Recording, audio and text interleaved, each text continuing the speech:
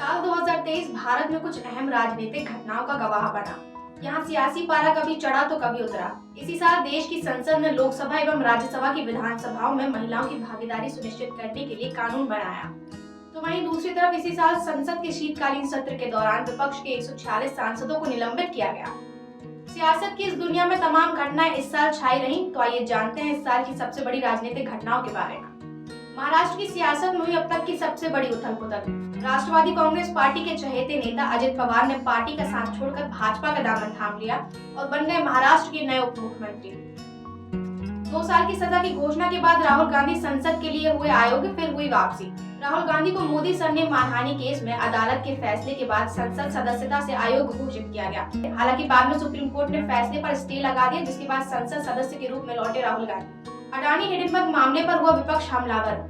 America की short seller company Hindenburg research ने Adani group पर गंभीर आरोप लगाए थे, जिसको लेकर प्रधानमंत्री नरेंद्र मोदी और उनकी सरकार के गौतम अडानी के साथ रिश्तों को लेकर विपक्ष लगातार हमलावर रही।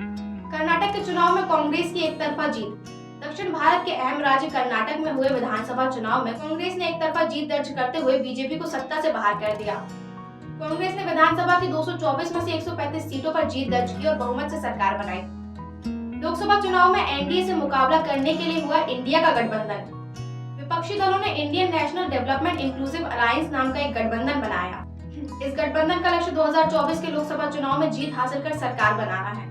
5 राज्यों के विधानसभा चुनाव में बीजेपी का शानदार प्रदर्शन। मध्य प्रदेश, छत्तीसगढ़, राजस्थान, तेलंगाना और मिजोरम के चुनाव नतीजे आए और बीजेपी ने इन 5 में से 3 राज्यों में प्रचंड जीत दर्ज की। एक तरफ बीजेपी ने राजस्थान और छत्तीसगढ़ में कांग्रेस को सत्ता से बाहर किया, तो वहीं दूसरी तरफ मध्य प्रदेश में अपनी कुर्सी बरकरार रखी। कांग्रेस ने भी पहली बार तेलंगाना विधानसभा चुनाव में जीत दर्ज की, जबकि मिजोरम में जेडएमपी पार्टी ने जीत हासिल की। पैसे लेकर सवाल पूछने के मामले में लोकसभा से निष्कासित हुई महुआ मोइत्रा। तृणमूल कांग्रेस की सांसद महुआ मोइत्रा को पैसे लेकर सवाल पूछने के मामले में शीतकालीन सत्र के दौरान लोकसभा की आचार समिति की रिपोर्ट के आधार पर अनैतिक एवं अशोभनीय आचरण के लिए सदन की सदस्यता से निष्कासित कर दिया गया। सदन का शीतकालीन सत्र ऐतिहासिक रहा। पहली बार विपक्ष के 146 सांसदों को निलंबित किया गया।